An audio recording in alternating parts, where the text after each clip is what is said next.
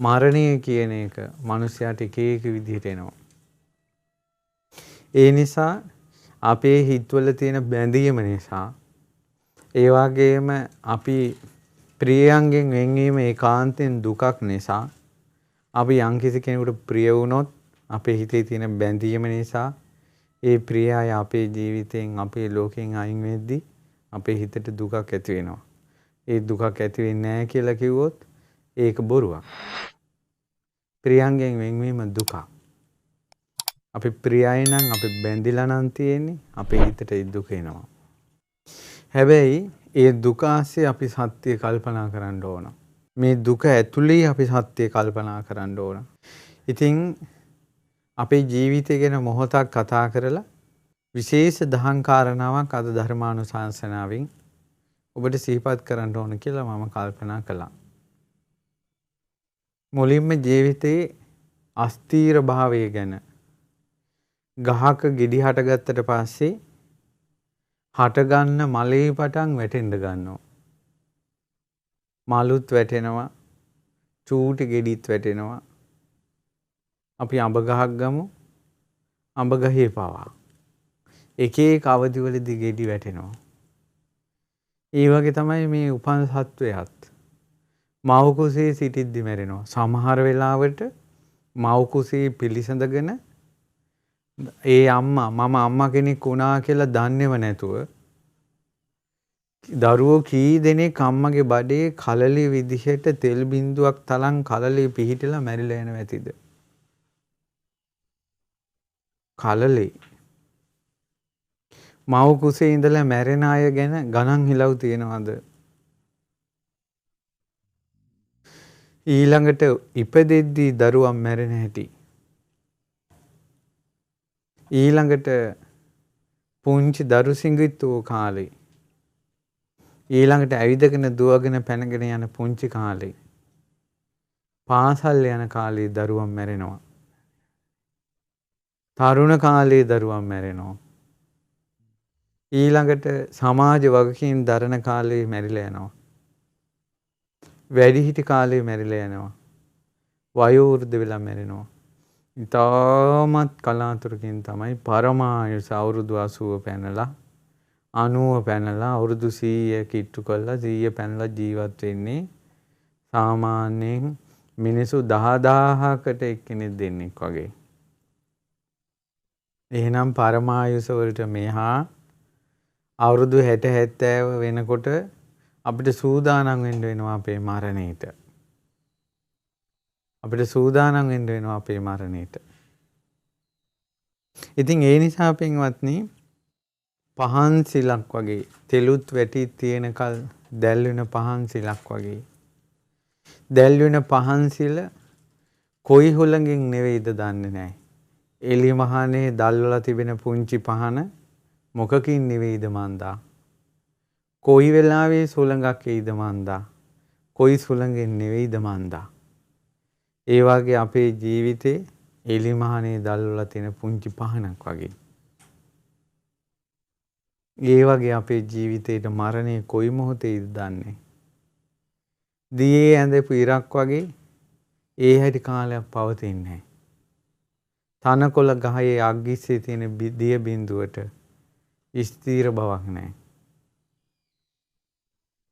සූර්යයේ එළියට විවෘත වන දිය බිඳුවට ස්ථීර බවක් නැහැ. ඒ වගේ අපේ ජීවිතේ අසුරු සැනක් ජීවිතේ තියෙන. විදුලි කොටනවා වගේ අපේ ජීවිතේ. විදුලි කොටනවා කියන්නේ මේ විදුල්ල කෙටුවා මේ නෑ. මේ ඉපදුනා මේ මැරෙනවා.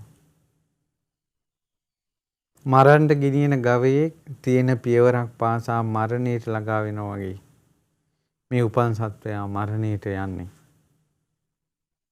ඊළඟට මේ උපන් සත්වයාට පින්වත්නි ලොකු හතුරෙක් ඉන්නවා. හතුරත් අරගෙනම තමයි උපදින්නේ. ඉපදෙනකොටම හදාගන්න හතුරා කවුද? මරණය. මරණේ නැමැති සතුරා, මරණේ නැමැති වදකයා උපතේ ඉඳලා පිටිපස්සෙන් එනවා. මං නුඹව මරනවා. අවස්ථාවක් ලැබෙනකල් ඉන්නේ ඔහු අපිව ඝාතනය කරන්න.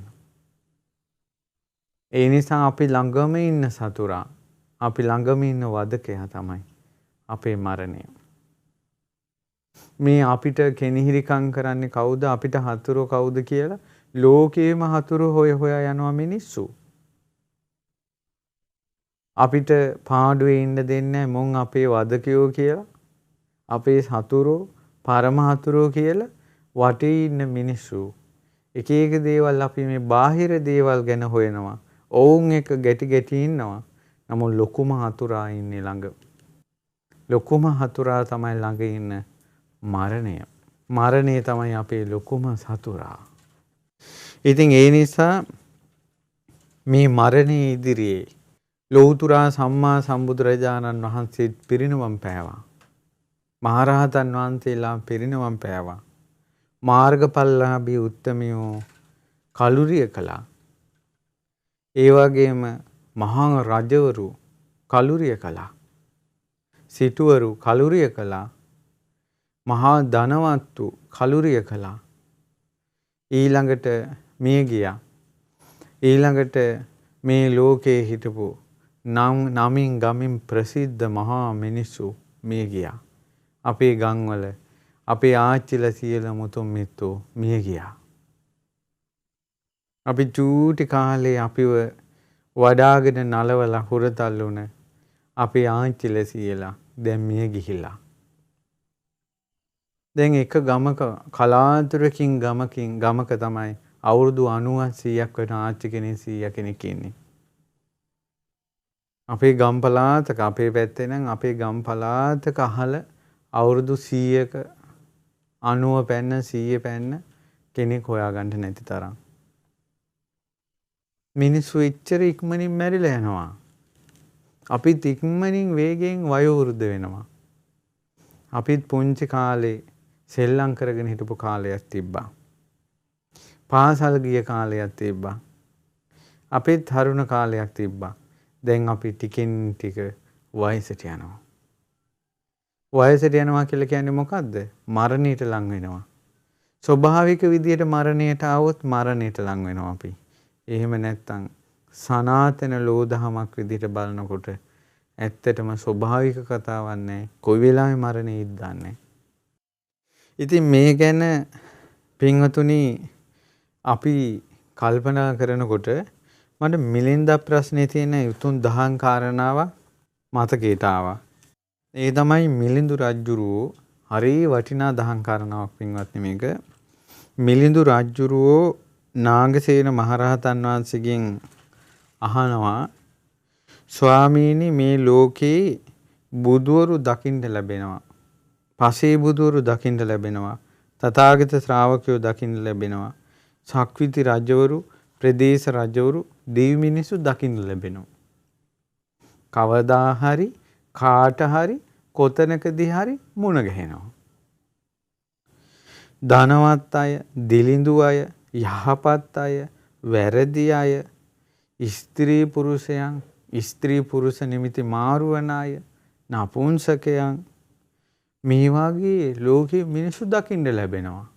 කවදා හරි අපිට මුණ ගැහෙනවා. සැප විඳින අය, දුක් විඳින අය දකින්න ලැබෙනවා. ඒ වගේම බිත්තරෙන් උපන්, මව් කුසෙන් උපන් අය දකින්න ලැබෙනවා. ඒ වගේම තෙත් පරිසරවල ඕපපාතික සත්වයෝ දකින්න ලැබෙනවා. මේ විදිහට අපා දෙපා සිව්පා සත්වයෝ දකින්න ලැබෙනවා. යක්ෂ රාක්ෂ කුම්භාණ්ඩ අසුර දානව රාක්ෂ ගාන්ධර්ව ප්‍රේත පිසාච කිඳුරු මහා උරංග නාග ගුරුල සිද්ධ විද්‍යාදර ආදී මේ ලෝකයේ යමෙක් කතා කරනවා නම් සත්වයන් ගැන ඔවුන්ද කවදා හරි කාට හරි කොතනකදී හරි දකින්න ලැබෙනවා. ඒ වගේම අහනවා ඇත්තු අස්සයෝ ගව මී ඔටු බූරු එළුවෝ බැටළුවෝ මෝ ඌරෝ සිංහයෝ ව්‍යාග්‍රයෝ දිවියෝ වලස්සු කරබාන වලස්සු කොක්කු හිවල්ලු සර්පයෝ ආදී නොඒක අය දකින්න ලැබෙනවා. රන් රිදී මුතු මැණික් සක්සිලා පලිඟු ලෝහිතංක මැසිරිගල් වෛරොඩි දියමන්ති රත්තරන් ඔය වගේ දේවල් මිනිසුන්ට දකින්න ලැබෙනවා. කළු ලෝහ, තඹ ලෝහ, වට ලෝහ, කංශ ලෝහ, ඒ වගේ ලෝහ වර්ග, කොමුපිලි, කසීසලු, කපුරෙදුයි, හනවැරලි, කම්බිලි, වස්ත්‍ර, හැල්වි, යව, තනහාල්, ඇටිහාල්, තිරිඟු, මොම්, මෑ, තල, කොල්ලු ආදී ධාන්‍ය වර්ග දකින්න ලැබෙනවා. ඒ වගේම නොයෙක් මල් වර්ග, නොයෙක් ගස් වර්ග, නොයෙක් සුවඳ වර්ග, ගෙඩි වර්ග, පළතුරු වර්ග දකින්න ලැබෙනවා.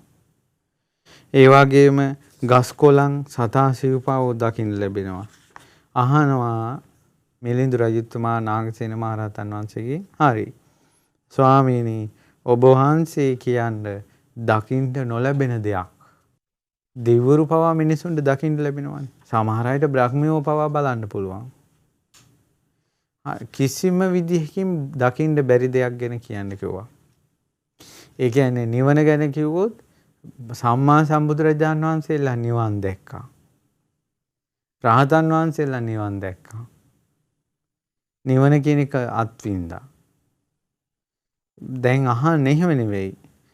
එහෙ වාගේ නැති දෙයක් කියන්න. අත්දකින්න බැරි, ලබන්න බැරි, කිසිම කෙනෙකුට ලබා ගන්න බැරි වෙච්ච දෙයක් කියන්න කිව්වා. ඊට පස්සේ කියනවා මහරජාණනි, කරුණු තුනක් තියෙනවා. ඒක දකින්න බෑ. බුදු කෙනෙකුටවත් ඒ කරුණු තුන දකින්න බෑ. පොදුම නැද්ද ඒ කාරණාව? සියල්ල දන්නා වූ, සියල්ල දක්නා වූ බුදුරජාන් වහන්සේටවත් මේ කරුණු තුන දකින්න බෑ. ඒ තමයි චේතනා සහිත හෝ චේතනා රහිත දෙයක් දිරන් නැත්තම්, මැරෙන්නේ නැත්තම්, වෙනසෙන්නේ නැත්තම් ඒ වාගේ දෙයක් දකින්න බෑ. අජරාමර දෙයක් දකින්න බෑ. ඒ කියන්නේ සියල්ල දන්නා දකිනා ලෞතුරා සම්මා සම්බුදුරජාණන් වහන්සේටවත් ජරා මරණයන්ට අයිති නැති දෙයක් දකින්න නෑ. ඒ කියන්නේ එහෙම එකක් නෑ.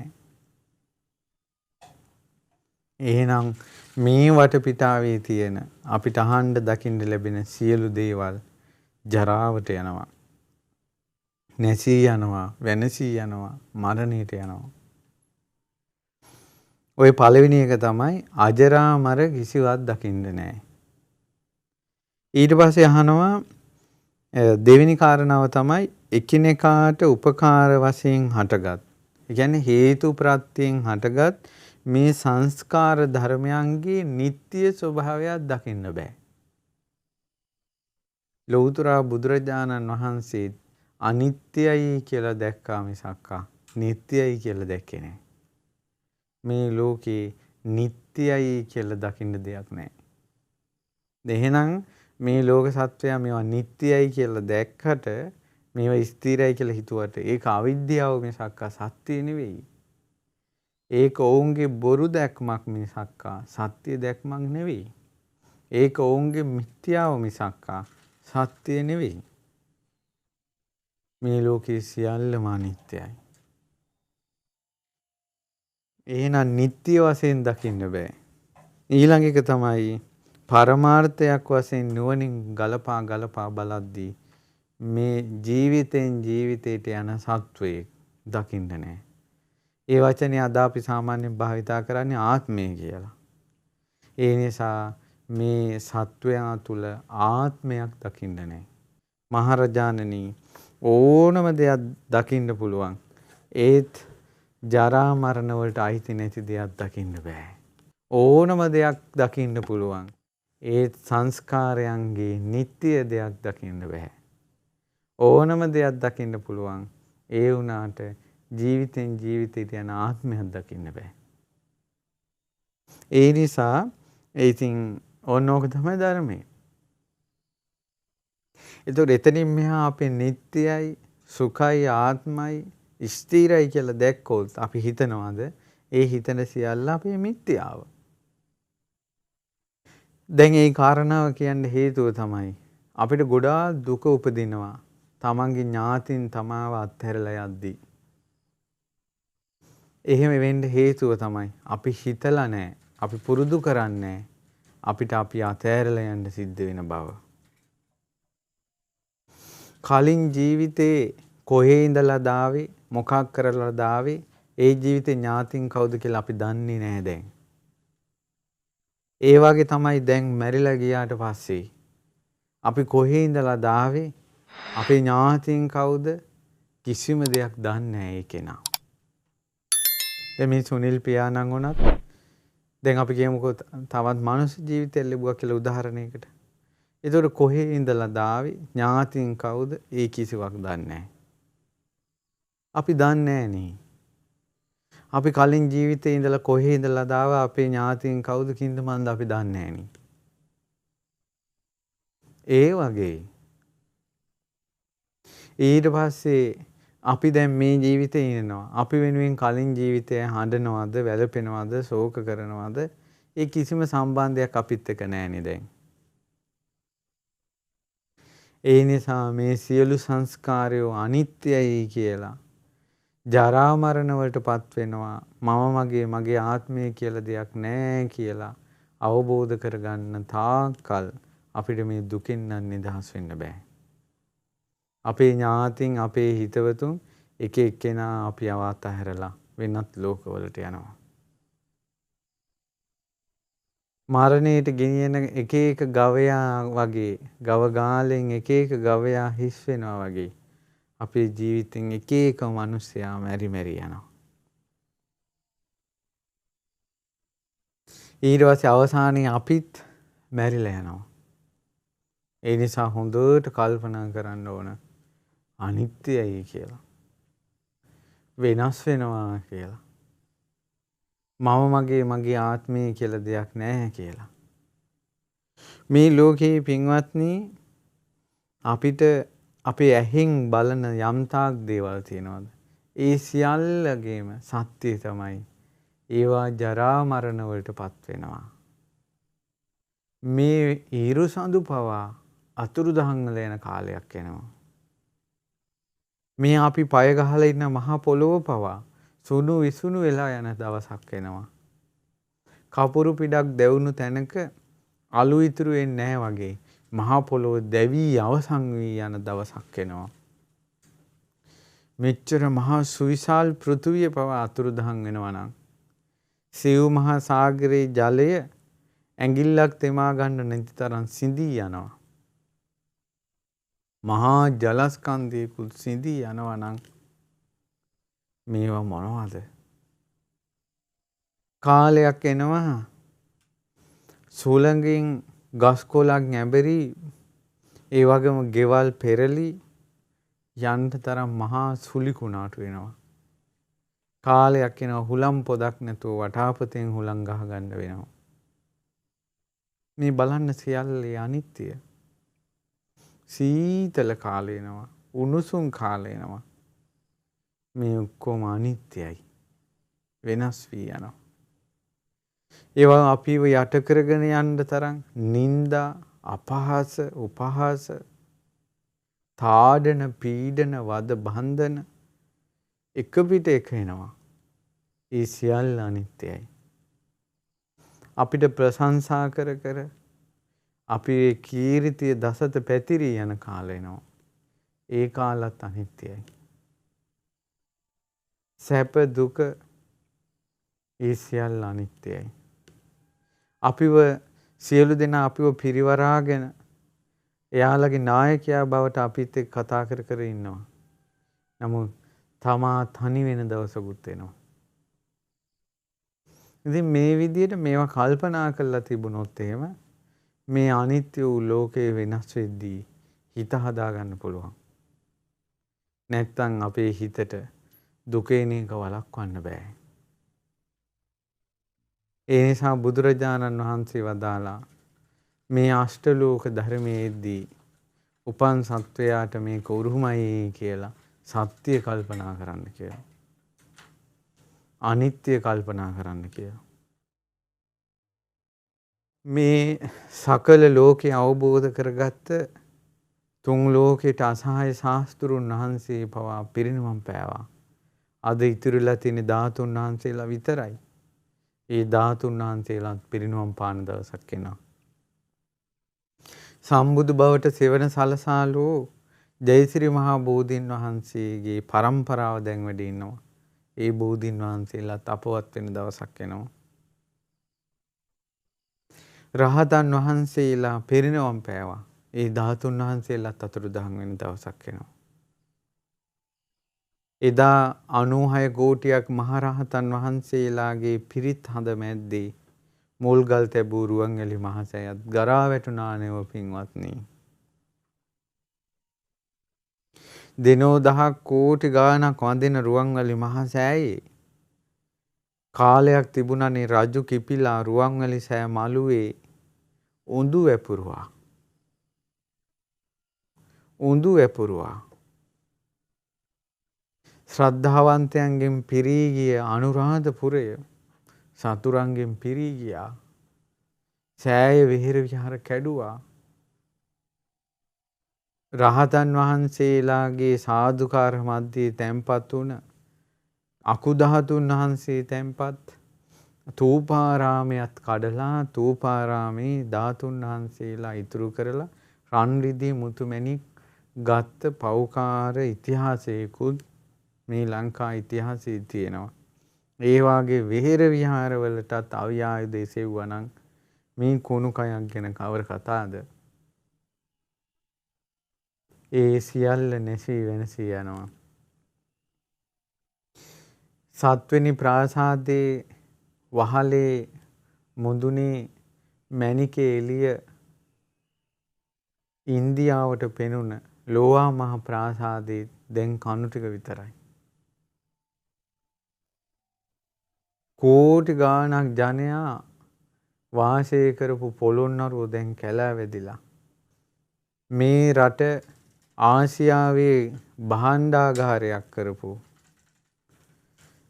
ධාන්‍ය ගබඩාවක් කරපු මහරජවරුත් මැරිලා ගියා. මේ සියල්ල අනිත්‍යයි නේද? මේ සියල්ල අනිත්‍යයි. වෙනස් වී යනවා. මේ බාහිර ලෝකේ. පොන්ති කාලේ අපි ඇහැපු දැකපු දේවල් දැන් නැහැ. අපේ ගුරුවරු සමහර අය දැන් නැහැ. සමහර ගුරුවරු ඒ කාලේ වගේ තරුණ නැහැ. දැන් ගොඩාක් වයෝවෘද්ධයි. සමහර ගුරුවරුන්ට අපිව දැක්කොත් අපිව අඳුර ගන්නත් බෑ. අපිට සමහර ගුරුවරු දැක්කත් මේ අපිට උගන්වපු ගුරුවරුද කියලා අපිටත් රූපෙන් අඳුර ගන්න බෑ. ගොඩාක් වයසට ගිහිලා. ඔවුනොත් එකිනෙකා අතහැරලා තම තමන්ගේ ලෝකවලට යනවා. නිසා මේක තමයි සදාතන ධර්මතාවය. අනිත්‍යයි කියන එක, වෙනස් වෙනවා කියන එක අපිට කවුරුත් අපිට අත්හරින්න සිද්ධ වෙනවා. අනිවාර්යෙන් යම් දවසක පියාණන්ගෙන් වෙන් වෙන්න වෙනවා. අනිවාර්යෙන් යම් දවසක මෑණියන්ගෙන් වෙන් වෙන්න වෙනවා. අනිවාර්යෙන් යම් දවසක ස්වාමියාගෙන් වෙන් වෙන්න වෙනවා. බිරිඳගෙන් වෙන් වෙන්න වෙනවා. දරුවන්ගෙන් වෙන් වෙන්න වෙනවා. ආයතනයෙන් වෙන් වෙන්න වෙනවා. මේ පෙනෙන දැනෙන මේ ලෝකයෙන් වෙන් වෙන්න වෙනවා. අනිත්‍යයි. ඒ නිසා මේ අනිත්‍ය කියන එක අවබෝධ කරගත්තොත්, වෙනස් වෙනවා කියන එක අවබෝධ කරගත්තොත්, මේක තමාගේ වසඟේ පවත්වන්න පුළුවන් කියන ආත්මයක් කියලා එකක් නැහැ කියලා හිතට හොඳට වද්දාගත්තොත් අනිත්‍ය ලෝකේ හදවතින් hina වෙවි ඉන්න පුළුවන්. එක්තරා උපාසකෙක් හිටියා රජගහනුවර. ඒ උපාසකයා කිනිහිරි මලේ පාටින් බබලන සාරිපුත්ත මහරහතන් වහන්සේට ධනක් පූජා කළා. උන්වහන්සේගේ රෝස පාට සිරිපා සංගල පැන් වලින් දෝවණය කළා. ඒ දෝවණය කරපු අත් දෙක හිසේ තියාගෙන ආශිර්වාද අරන් ධනට ආරාධනා කළා. ඒ අත් දෙකෙන්ම දම් බෙදුවා. ඒ අත් දෙකම එකතු කරලා ඒ දෝතට සලුවක් කරන් සාරිපුත්ත මහරහතන් වහන්සේට පූජා කළා මේ උපාසකයා. ඒ දෝතම එකතු කරලා අංජලි කරණීය කරලා ඇඟිලි එකතු කරලා වන්දනා කරලා සොඳුරු කතා ඇති සාරිපුත්ත මහරහතන් වහන්සේගෙන් ධර්මය ඇහුවා. සියලු සංස්කාර ධර්මය අනිත්‍යයි, ස්ථිරසාර කිසිවක් නැහැ කියලා. සාරිපුත්ත මහරහතන් වහන්සේ ධර්මයේ දේශනා කළා. ඒ අනිත්‍ය දේවල් නිට්ටය වශයෙන් අල්ලගත්තොත් ඉතුරු වෙන්නේ දුක විතරයි කියලා ධර්මයේ දේශනා කළා. මම මගේ ආත්මය කියලා කිසිවක් නැති බව සාරිපුත්ත මහ රහතන් වහන්සේ ධර්මයේ දේශනා කළා. මේ සෑම දෙයක්ම වෙනස් වෙනවා කියලා, අනිත්‍යයි කියලා, අතහැරලා යන්න සිද්ධ වෙනවා කියලා, ජරා මරණ වලට ලක් වෙනවා කියලා ඒ උපාසකයා ධර්මය අවබෝධ කළා. සෝවාන් වුණා. අපේ සාරිපුත්ත මහරහතන් වහන්සේට කෙනෙකුගේ සක්කාය දිට්ඨිය, ඒ කියන්නේ මේ ස්ථිරයි කියලා මේ ලෝකේ අල්ලාගෙන ඉන්න හැඟීම බිඳින්න තරම් විස්තර කරලා කරුණු කියන්න පුළුවන්. ඒක ඉතාමත් පහසුවෙන් කරන්න පුළුවන් අපේ සාරිපුත්ත මහරහතන් වහන්සේට. සාරිපුත්ත මහරහතන් වහන්සේ ධර්මයේ දේශනා කරලා වැඩම කළා. ඉතින් එදා ඉඳලා අරෝපාංශකයාගේ හිතේ රැව් දුන්නේ ඔහුගේ දැක්ම තමයි අනිත්‍යයි කියන එක. වෙනස් වෙනවා කියන එක. මගේ ආත්මේ නෑ කියන එක තමයි ඔහුගේ හිතේ රැව් දුන්නේ.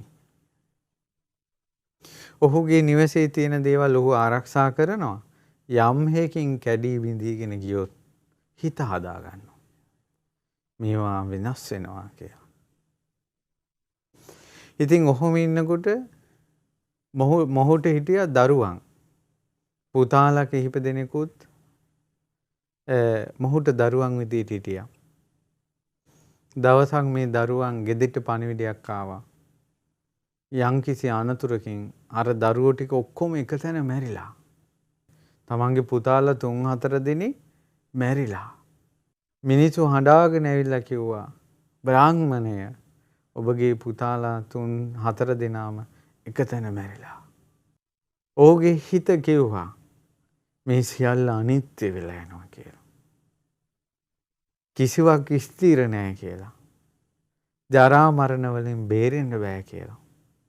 උපන් සත්වයා මැරෙනවා කියලා. මේ ජීවිතයේ අස්ථිර භාවය වෙනස් කරන්න කිසිවෙකුට බෑ කියලා. හිතේ රැව් පිළිරැව් දුන්නා. තමන්ගේ දරුවන්ගේ මිනී ගෙදෙට්ට ගෙනල්ලා පොලිමට මිනී ටික තියද්දී ඒ උපාසකයා හදවතින් hina වුණා. කඳුළු වැගිරුවේ නැහැ.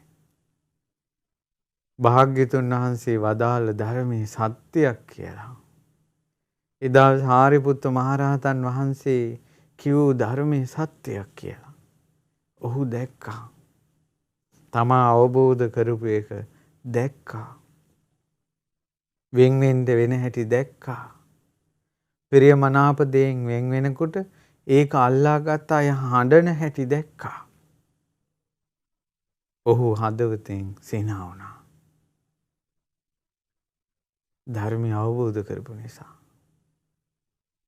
ඒ දරුවෝ ඔක්කොම එක චිතකේ එක දරසෑයි දෙවි ගියා. අහස උසට ගිනි ජාලාව නැගී ගියා. මේ උපාසක හදවතින් hina වුණා. ඇඬුවේ නෑ, වැළපුණේ නෑ. අනිත්‍යයි කියලා. මේ ඔක්කොම වෙනස් වෙනවා කියලා. සියල්ල අතහැර යන්න සිද්ධ වෙනවා කියලා. උපන් සත්වයා මරණය ඉක්මවා නෑ කියලා ඔහු අවබෝධ කළා. ඔහුත් ඔහුගේ ඇඹෙනියත් තනි වුණා. ඔහුත් ඔහුගේ ඇඹෙනියත් තනි වෙලා එකිනෙකාට උපකාර කරමින් ඔවුන්ගේ දුකටත් සැපටත් ඔවුන් දෙදෙනා පමණයි සිටියේ. දවසක් මේ බ්‍රාහ්මණයා ඈත ජනපදයකට ගිහිල්ලා නිවසට එනකොට නිවසේ කුසියේ ලිප ළඟ ඇද වැටිලා තමාගේ බිරිඳ මැරිලා වැටිලා. තමාට බත් ටික උයලා දුන්න, තමාගේ ඇඳුම් පැළඳුම් හොදලා දුන්න, තමාගේ නිවසේ කුටි එළිය කරපු පහනක් වගේ හිටපු ආදරණීය බිරිඳ මිය ගිහිලා. ඔහුගේ ඇස් වලින් දැක්කා. ඔහු ඒ වෙලාවට භාග්‍යතුන් වහන්සේ යමක් අනිත්‍යයි කියලා වදාලා නම් ඒ කොයිතරම් සත්‍යද? උපන් සත්වයා මේ ලෝකේ අත්හැරලා යන බව කොයිතරම් සත්‍යද? සංස්කාර ධර්මයෝ අනිත්‍ය බව කොයිතරම් සත්‍යද? ඒ සාරිපුත්ත මහා මුනිදුන් මට දේශනා කරපු ධර්මයේ කොයිතරම් සත්‍යද කියලා සත්‍ය වූ ධර්මයේ දැක දැක ඇස් වලින් කඳුළු වගුරවන්නේ නැතුව හදවතින් ඒ බ්‍රාහ්මණයා සිනා වුණා. මිනිස්සු ගෙදර පිරුණා. ඥාතීන් හඬා වැළපුණා. බැඳිච්ච අය හඬා වැළපෙනකොට ප්‍රියයන්ගෙන් වෙන්වීමේ දුක ඇස් වලින් දැක්කා. ඕ හදවතින් hina වුණා. ප්‍රිය අඹුවගේ ශරීරයේද දර චිතකේ දැල්විලා ගිනි ජාලාව ආකාශයට ගියා. ඔහු ඒ දෙස බලාගෙන සිටියා. දැන්සින් කඳුළු වැගිරුවේ නැහැ. ඔහොම කාලයක් යනකොට ඔහුගේ මරණේ දාවා. ඔහුගේ මරණය ඇවිල්ලා ඔහුගේ හදවත හිර වුණා. ඊළඟට පෙනහළු හිර වුණා. උසුම ගන්න බැරුව ගියා. ඔහු කරා මරණේ පැමිණෙද්දිත් මේ සියල්ල අත්හැරලා යන්ට වෙන බව භාග්‍යතුන් වහන්සේ දෙසූ දහම කොයිතරම් සත්‍යයක්ද කියලා. එදා සාරිපුත්ත මහරහතන් වහන්සේ අනිත්‍යයි කියලා, ඊළඟට දුකයි කියලා, ආත්මයක් නැහැ කියලා දේශනා කරපු ධර්මය කොයිතරම් සත්‍යයිද කියලා ඔහු සිතුවා. තමා අවබෝධ කරපු ධර්මය තමා තුළින්ම දකිනකොට තමාගේ පෙනහැල්ල හිරවිවි යද්දී හදවත නතර වෙද්දී නතර වෙන හදවතින් ඔහු සිනහ වුණා. සිනහ වෙලා මැරිලා ගියා. ඒ බ්‍රාහ්මණයා.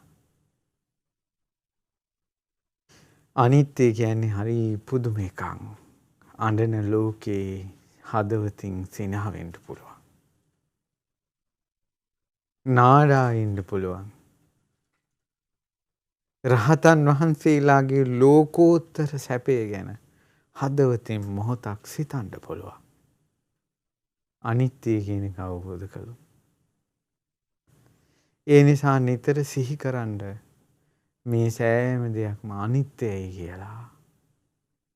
අපෝ වනම් මට සිහි කරන්න බෑ, මට ඒ වෙලාවට දුකයි කියලා බොළඳ වෙන්න එපා. බොළඳ ලෝකික සැඟවෙන්න හදන්න එපා. මහා ඇතෙක් වගේ ජීවිතයක් තියාගෙන අම්මෝ මේ අනිත්‍ය නම් සිහි කරන්න බෑ කියන සියඹලා කොලේ ඇතුලේ සැඟවෙන්න හදන්න එපා. අපිට සැඟවෙන්න බෑ. සමහර අය කියනවා අම්මෝ මෙයාගෙන් වෙන් වෙන්න අපි හිතන්නවත් බෑ. අම්මගෙන් වෙන් වෙන්න එකක් ගැන මට හිතෙන් හිතන්නවත් බෑ කියනවා. මගේ බිරිඳගෙන් වෙන් වෙන එක ගැන මගේ හිතෙන් හිතන්නවත් බෑ. මගේ චූටි දෝනිගෙන් මේ චූටි පුතාගෙන් මම වෙන් වෙන එක ගැන මට හිතන්නවත් බෑ. මගේ අම්මගෙන් මගේ තාත්තගෙන් වෙන් වෙන එක මට හිතන්නවත් බෑ. එච්චර හිතන සැනි හිතට දුක එනවා. ඔබ හිතන ඒ නිසා හිතන්නේ. ඇයි හිතනකොට දුක හිතෙනවා. ඇතෙක් වගේ ජීවිතයක් තියාගෙන සියඹලා කොලේ හැංගෙන්න හදනවා. සියඹලා කොලේ හැංගෙන්න හදන්නේ බොළඳ කමෙන්. ඔය හිතන්නවත් බැරි දුකෙන් හිතනකොටත් දුක හිතෙනවා දරා ගන්න බැරි නම් වෙන් වෙනකොට කොහොම දුකක්ද? වෙන් වෙනවා කියන එක අනිවාර්යෙන් වෙනවනේ. දැන්ම හිත හදාගෙන තිබ්බොත් මේ ලෝකයා අපිව අත්හැර යද්දී තමා තනි වෙද්දී තමාද මේ ලෝකේ අත්හැරලා යද්දී හදවතින් සිනහ වෙන්න පුළුවන්. අනිත්‍ය කියන එක සිහි කළොත් දිනෝ දහසක් මිනිසුන් වඳිනා පුදනා හේවිසි තේවාවෙන් මලින් පහනින් පුදනා මහා ස්තූප පවා පින්වත්නි ගරා වැටෙනවනේ. ලෝතුරා තථාගත අරහත් සම්මා සම්බුදුරජාණන් වහන්සේ පවා පිරිනවම් පෑවනේ. මහරහතන් වහන්සේලා පිරිනවම් පෑවනේ. ඒ මහා මුනිදුන් සිටින වනේ ඇතුම් පවා කම්සොලවන්නේ නැති, සිංහයන් පවා පාර මගහැරලා යන ඊතරම් තෙදවත් අඟුලිමාල මුනිදුම් පවා පින්වත්නි පිරිනුවම් පෑවනේ. ඒ ශාස්ත්‍රුන් වහන්සේ ඒ මහරහතන් වහන්සේලා මේ ලෝකේ තවත් වැඩ හිටියනම් කොයි තරම් හොඳයිද. ඉතින් ඒ යහපත බුදුරජාණන් වහන්සේ දන්නේ නැද්ද? බුදු කෙනෙක් හිටියොත් ලෝකෙට වෙන යහපත. රහතන් වහන්සේලා වැඩ හිටියොත් වෙන යහපත. ඒ රහතන් වහන්සේලා දන්නේ නැද්ද? ඒත් බුදුරජාණන් වහන්සේත් පිරිනවම් පානවා. රහතන් වහන්සේලා පිරිනවම් පානවා. මේ රට එක්සේසත් කරපු මහා රජවරු මහා යෝධයෝ ශරීරය අත්හැරලා මැරිලා ගියා. ඒ නිසා අපිට මේ සියල්ලම අත්හරින්න නම් වෙනවා. ඉතින් කුමකටද අරගල? ඕක මගේ කියලා කුමකටද අරගල? ඔයා මගේ කියලා කුමකටද අරගල? මට ඕන කියලා කුමටද අරගල? මේ සියල්ල අත්හැරලා යන්න සිද්ධ වෙනවා. ඒ නිසා අපේ S2 ඉදිරි පිටම මිනිසුන් මැරෙද්දී ගලපලා බලන්න අපේ ජීවිතේට මමත් මැරෙනවා කියලා. මේ ලෝකේ ධනවත් ලෝකවල ගොඩනැගිලි විනාශ වෙලා යද්දී හිතන්න අපි ගොඩනගන දේවලුත් විනාශ වෙනවා කියලා. හැම දෙයක්ම සල්ලි වලින් කරන්න බෑ පින්වත්නි. අපි හිතනවා ඔය මිනිසුන්ට නම් සල්ලි තියෙන ඕන දෙයක් කරන්න පුළුවන්. ඔය සල්ලි තියෙනවා නම් මොනවද කරන්න බැරි කියලා හිතනවා. නමුත් කෝටි ගණන් ධනෙ තිබ්බත් මරණයෙන් නිදහස් වෙන්න බෑ. වයසට යන එකෙන් නිදහස් වෙන්න බෑ. අනිත්‍යයෙන් නිදහස් වෙන්න බෑ. ඒ කියන්නේ අනිත්‍යයට යටත් වීමෙන් නිදහස් වෙන්න බෑ. අවබෝධ කිරීමෙන් පුළුවන්. ඒ නිසා දස පාරමී, දස උපපාරමී, දස පරමත්ත පාරමී කියලා පාරමී ධර්ම පිරු මහා බෝධිසත්වයන් වහන්සේ සම්මා සම්බුදු බවට පත් උනේ සංස්කාරය අනිත්‍යයි කියලා අවබෝධ කරලා. දුක් සහිතයි කියලා අවබෝධ කරලා. මගේ ආත්මය කියලා දෙයක් නැහැ කියලා අවබෝධ කරලා. සම්මෝහතක් හිතන්න. ගහක පිපෙනා වූ මල් පිපී පරවි වැටෙනා බව දන්න නිසා මල් පිපිලා පරවිලා වැටෙනකොට හිතට දුක නැහැ. ඇයි ඒවා එහෙම තමයි. ගස්වල ගෙඩි හැදිලා ඉදිලා වැටෙනකොට හිතට දුක නැහැ. ඇයි අපි දන්නවා ඒක එහෙම තමයි. වැස්සක් ඇවිල්ලා ගංගා පිරීලා ගලාගෙන යද්දී හිතට දුක නැහැ. අපි දන්නවා ඒක එහෙම තමයි කියලා. උදේට හිරු නැගලා හවසට බැසගෙන යනකොට හිතට දුක නැහැ. අපි දන්නවා ඒක එහෙම තමයි කියලා. සඳ නැඟ බැසී යද්දී හිතට දුක නැහැ. අපි දන්නවා ඒව එහෙම තමයි කියලා. අපි දන්නවා ඒක එහෙම තමයි කියලා. සූලංගක් ඇවිල්ලා ගස් කොළන් වැනී යද්දී අපි දන්නවා ඒව එහෙම තමයි කියලා. හිතට දුක නැහැ. ඒ වුණාට අපි මැරෙනකොට දුකයි. වයසට යනකොට දුකයි. ලෙඩ වෙනකොට දුකයි. ප්‍රියයන්ගෙන් වෙන් වෙනකොට දුකයි. කැමති දේ නොලැබෙනකොට දුකයි.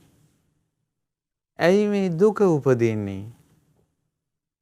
අර ගහක් කොළක් ගැන හිතන විදිහටවත් අපි අපේ ජීවිතය ගැන හිතලා නැති නිසා. උපන් සත්වයා වයසට යනවා කියලා නිතර හිතුවා නම් කිස් පැහෙද්දී, හමරලි වැටෙද්දී, දත් වැටෙද්දී, අතපය වාරු නැති වෙද්දී දුක හිතෙන්නේ නැහැ. උපන් සත්වයා ලෙඩ වෙනවා කියලා හිතුවා නම් කොරෝනා නෙවෙයි මොන රෝගය ආවත් දන්නවා උපන් සත්වයා ලෙඩ වෙනවා කියලා. ප්‍රියයන්ගෙන් වෙන්වීම දුකක් කියලා. ඊළඟට මරණය දුකක් කියලා. අප්‍රියයන් හා එක්වීම දුකක් කියලා. මේ පංච උපාදානස්කන්ධේ දුකක් කියලා. සිහි කළා නම් මේ සංස්කාරය අනිත්‍යයි කියලා සිහි කළා නම් මේ හැම දෙයක්ම අතහැරලා යන්න වෙනවා කියලා සිහි කළා නම් මගේ ආත්මය කියලා අල්ලගන්න කිසි දෙයක් මේ ලෝකේ නෑ කියලා සිහි කළා නම් මේවා වෙනස් වෙද්දී දුක හිතෙන්නේ නෑ. මල් ගහක් ගැන හිතන විදිහටවත් ජීවිතය ගැන හිතලා නෑ මිනිස්සු. මල් ගහක මල් පිපී පරවි වැටෙද්දී ඔය හැටි කියලා හිතනවා. දුක නෑ. ඒ වුණාට තමන් ලෙඩ වෙද්දී වයසට යද්දී දුකයි. ඇයි හිතලා නෑ. මේ දුක කියන එක පවා අපේ ජීවිතේට එන්නේ යන්නේ දැනෙන්නේ හිතන ක්‍රමයක් එක්ක. හිතන ක්‍රමයක් එක්ක. ඒ නිසා බුදුරජාණන් වහන්සේ බහුල වශයෙන් මේ අනිත්‍ය මනසිකාරයේ යෙදෙන්න කියලා වදාලා.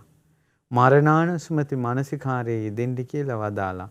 මොකද මරණය කියන්නේ කවදා හරි දවසක ඕනම කෙනෙකුට එනවා. සතාසිව්පාවගේ පටන්. මේ තුන් ලෝක ධාතුවේම සිසාරා ගියත් පින්වත්නි අජරාමර දෙයක් හොයාගන්න නැහැ. තුන් ලෝක ධාතුවේම නිත්‍ය වූ සංස්කාරයක් හොයාගන්න නැහැ. තුන් ලෝක ධාතුවේම මම මගේ ආත්මය කියලා ග්‍රහණය කරගන්න ආත්මයක් නැහැ. ඒ නිසා ඔය අනිත්‍ය මනසිකාරය සිහි කරන්න. එතකොට ඒ නිසා මම මේ ධර්ම අනුශාසනාවේ අනිත්‍ය දහං කාරණාව ගැන මේ විදිහට මතක් කරලා අවසාන වශයෙන් දහං අවවාදයක් සිහි කරන්න. ඒ තමයි කසිරංච පරිත්තංච තංච දුක්ඛේන සංයුතං. කසිරංච පරිත්තංච කියලා කියන්නේ මේ ජීවිතේ ඊටා කරදර මත ඊටමත් කෙටි කාලයක් දුකසේ ඉඳ තියෙන්නේ. කෝතං ජීවිත මාගම්ම වේරං කෛරාත කේනචි. ඔය වාගේ ජීවිතයක්නේ අපිට ලැබිලා තියෙන්නේ පොඩි කාලයක් කරදර මැද ජීවත් වෙලා මැරිලා යන එක. ඇයි පව් කරන්නේ? මේ ලැබිච්ච කෙටි කාලේ ජීවිතය යහමඟට ගන්න කසිරංච පරිත්තංච තාමත් කෙටි කාලයක් දුකසේ ගෙවන්න තියෙන්නේ. තංච දුක්ඛේන සංයුතං ඒ දුකසේ. පඤ්ඤාය චාලාභේන ප්‍රඥාව අනිත්‍ය දුක්ඛ අනාත්ම කියන එක අවබෝධ කරලත් නැහැ. ධම්මස්සච අදස්සනා ඒ ධර්මය දැකලත් නැහැ. එහෙම ඉඳලා කුමටනම් පව් කර කර ඉන්නවද? ඒ නිසා පින්වතුනි යහපත කරන්න, කුසල් කරන්න, හොඳ දේවල් කරන්න, පින් කරන්න, වරදින් අත් මිදෙන්න, උතුම් තුනුරුවන් සරණ යන්න, අනිත්‍ය දුක්ඛ අනාත්මය ගැන ජීවිතේ කල්පනා කරන්න. ඒ නිසා ඔබ සියලු දෙනාට ජීවිතයේ යථා ස්වභාවය අවබෝධ කරගන්න වාසනාව ලැබේවා කියලා සිත ප්‍රාර්ථනා කරනවා.